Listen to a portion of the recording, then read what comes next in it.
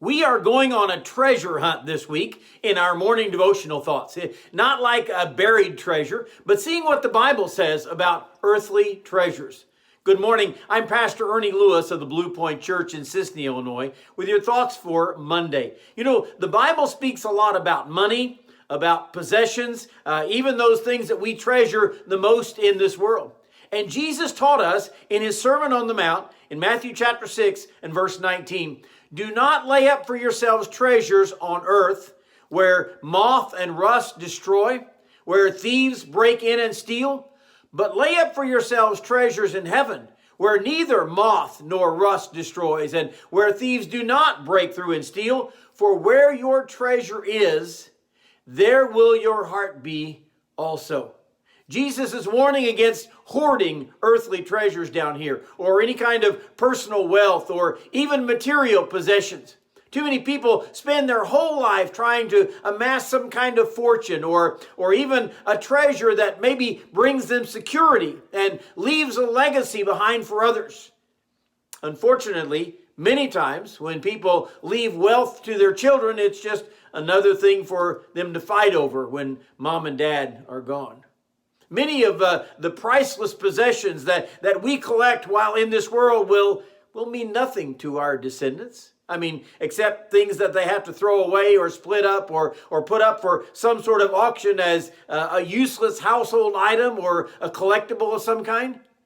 Jesus warned that the problem with treasures on this earth is that the moth or dust will destroy your treasures, or thieves will break through and steal them.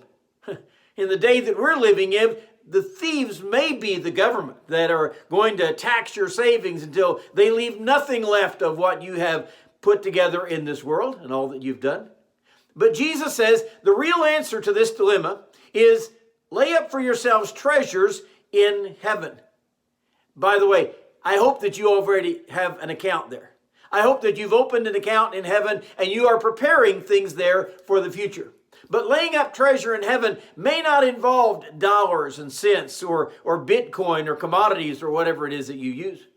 We lay up for ourselves treasures in heaven when we spend time with the Lord.